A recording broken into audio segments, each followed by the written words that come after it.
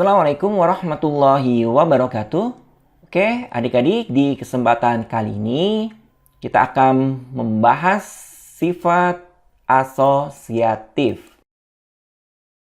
Sifat asosiatif dapat juga kita artikan sebagai sifat pengelompokan. Untuk lebih memahami dari sifat asosiatif, mari kita bersama-sama perhatikan penjumlahan berikut.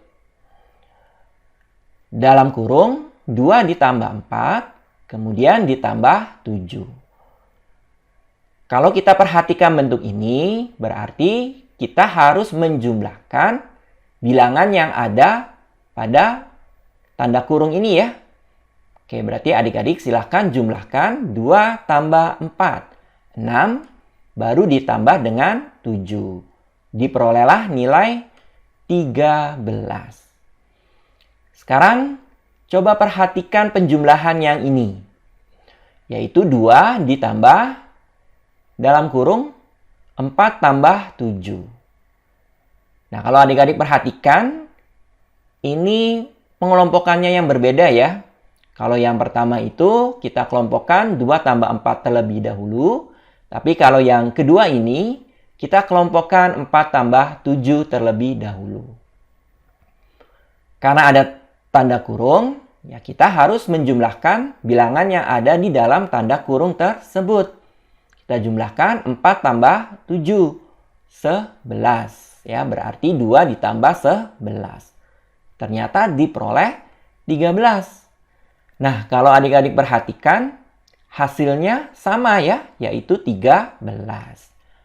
Jadi, dalam kurung 2 ditambah 4, kemudian ditambah 7, hasilnya akan sama saja dengan 2 ditambah dalam kurung 4 ditambah 7.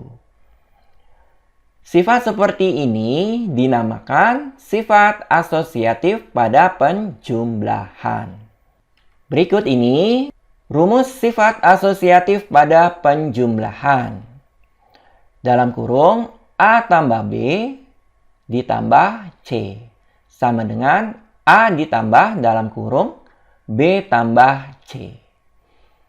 Untuk lebih memahami lagi berkaitan dengan sifat asosiatif, kita akan coba latihan ya teman-teman, adik-adik.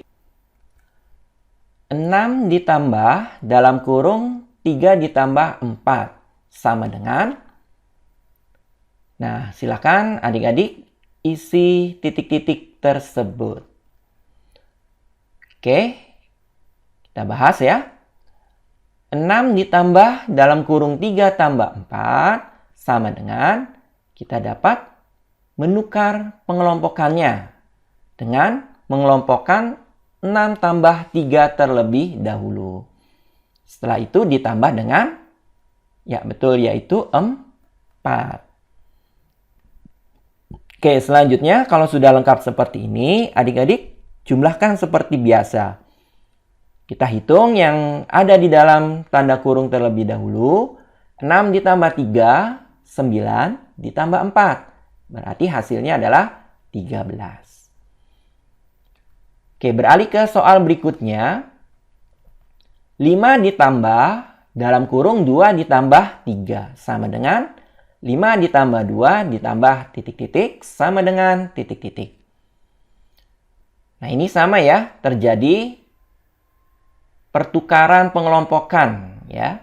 Yang tadinya kita kelompokkan 2 ditambah 3, sekarang kita kelompokkan 5 ditambah 2. Berarti angka berikutnya di sini adalah 3. Selanjutnya kita hitung yang ada di dalam tanda kurung terlebih dahulu. 5 ditambah 2, 7 ditambah 3, 10. Selanjutnya, dalam kurung 8 ditambah 1 ditambah 3 sama dengan titik-titik ditambah dalam kurung 1 ditambah 3. Nah, ini juga sama ya, terjadi pertukaran pengelompokan. Berarti di sini nilainya adalah 8. Selanjutnya kita hitung yang di dalam tanda kurung terlebih dahulu. 1 ditambah 3, 4. Baru ditambah dengan 8. Hasilnya adalah 12. Berikutnya, dalam kurung 2 ditambah 4, kemudian ditambah 9. Sama dengan titik-titik ditambah dalam kurung 4 ditambah 9. Sama dengan titik-titik. Bilangannya di sini adalah 2. Oke, selanjutnya kita hitung seperti biasa. Kita hitung yang di dalam tanda kurung terlebih dahulu. 4 ditambah 9, 13 ditambah 2, berarti 15. Oke, selanjutnya materinya masih berkaitan dengan sifat asosiatif. Sekali lagi, silakan adik-adik perhatikan perkalian berikut. Dalam kurung 2 dikali 4, kemudian dikali dengan 7. Bentuk ini dapat kita selesaikan dengan mengalihkan yang ada pada tanda dalam kurung. Berarti 2 kali 4, 8, baru dikali dengan 7. Diperoleh 56. Perhatikan lagi bentuk perkalian yang ini, yaitu 2 dikali dalam kurung 4 kali 7. Kalau bentuk ini berarti kita harus mengalihkan yang ada pada tanda kurung tersebut, yaitu 4 kali 7, yaitu 28, baru berikutnya kita kalikan dengan 2. Diperoleh 56. Perhatikan hasilnya ternyata sama, yaitu 56. Jadi, dalam kurung 2 kali 4, kemudian dikali dengan 7, hasilnya akan sama saja dengan 2 dikali dalam kurung 4 kali 7. Sifat seperti ini dinamakan sifat asosiatif pada perkalian. Berikut ini rumus sifat asosiatif pada perkalian. Dalam kurung A kali B, kemudian dikalikan dengan C, sama dengan A dikali dalam kurung B kali C. Untuk lebih memahami sifat asosiatif pada perkalian, kita beralih ke latihan. 3 dikali dalam kurung 1 kali 4, sama dengan dalam kurung 3 kali 1 kali titik-titik sama dengan titik-titik. Kalau adik-adik perhatikan, terjadi pertukaran pengelompokan ya. Nah, sekarang yang dikelompokkan adalah 3 kali 1. Maka selanjutnya akan dikalikan dengan, ya betul sekali, yaitu 4. Berikutnya, kita hitung hasilnya dengan cara hitung perkalian di dalam tanda kurung terlebih dahulu. 3 kali 1, 3. Baru berikutnya dikalikan dengan 4. Diperoleh 12. Selanjutnya, 5 dikali dalam kurung 2 kali 3 sama dengan dalam kurung 5 kali 2 dikali titik-titik sama dengan titik-titik. Ini pun sama, terjadi pertukaran pengelompokan. Tadinya pengelompokan 2 kali 3, sekarang berubah menjadi 5 kali 2. Maka berikutnya harus dikalikan dengan, ya betul, 3.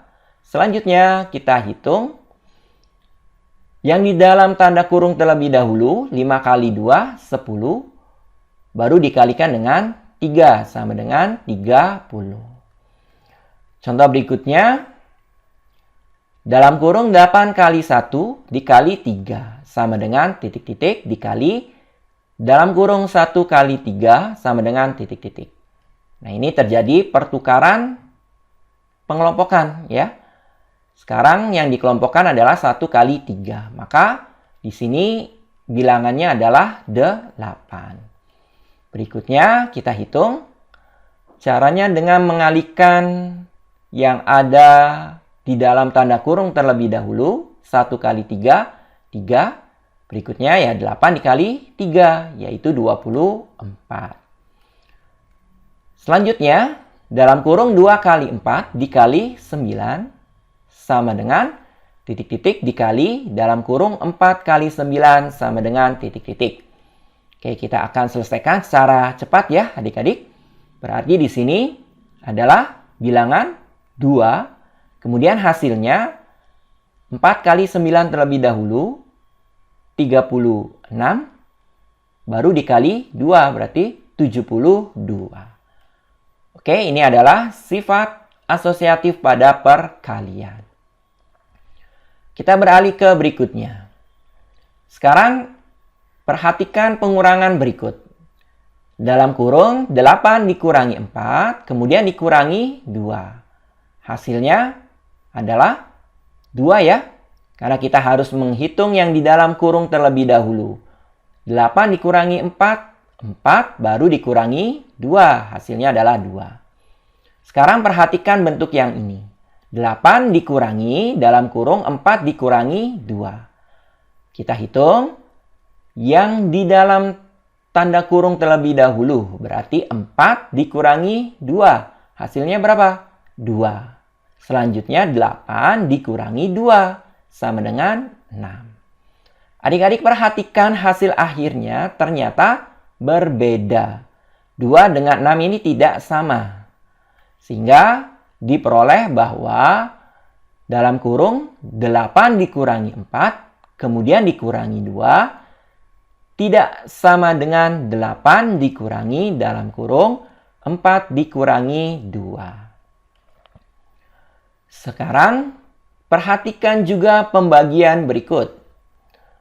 Dalam kurung 16 dibagi 4, kemudian dibagi 2. Kita hitung yang di dalam tanda kurung terlebih dahulu. 16 dibagi 4. 4 baru dibagi 2. Hasilnya adalah 2. Sekarang perhatikan bentuk yang ini. Yaitu 16 dibagi dalam kurung 4 dibagi 2. Kita hitung. Hitung terlebih dahulu yang di dalam tanda kurung, yaitu 4 dibagi 2, sama dengan 2. Selanjutnya 16 dibagi 2, hasilnya adalah 8. Adik-adik perhatikan hasil akhirnya berbeda.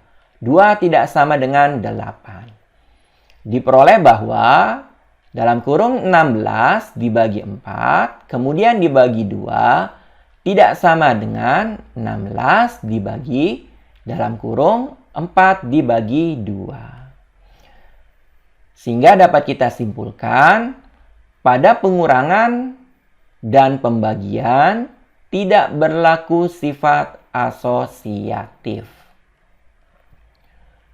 Kita beralih ke berikutnya. Kesimpulan. Sifat asosiatif hanya berlaku untuk operasi penjumlahan dan perkalian. Berikut ini bentuk umum sifat asosiatif pada penjumlahan.